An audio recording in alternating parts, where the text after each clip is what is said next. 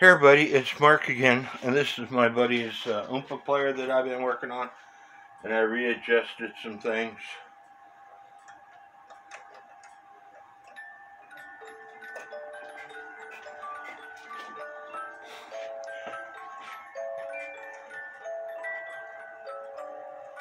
The Oompa players don't move as much as I want them to,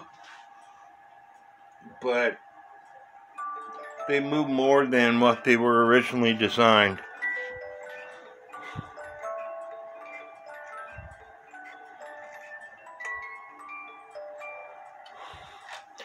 And let me show you what I did.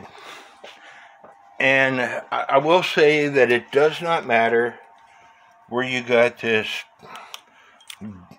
trip lever, but I put the black lever in the center of that trip lever, and I had to squeeze that trip lever down, and it didn't make a difference. The slots were designed for that black lever to go on the side of that copper trip lever, and when it trips the Oompa players, it was designed for that black lever to slide up and down in those slots. Somebody suggested that I put it in the middle in the ring itself. I had it in that ring before it, and it did not matter. Okay, I had to bend the ring. It wasn't designed that way, but because I got it adjusted that way, I left it. But anyway, the music is playing, the players are moving, and as you could see from my original drawing, where I screwed that black lever into the base of the clock, it is totally different. Anyway, I want to show you something else. I will go ahead and show you in this video, but I'm going to make another video of it. This thing stands about 4 feet off the ground, and with me sitting in a chair adjusting it, it hurt my back. So this is what I am in the process of designing.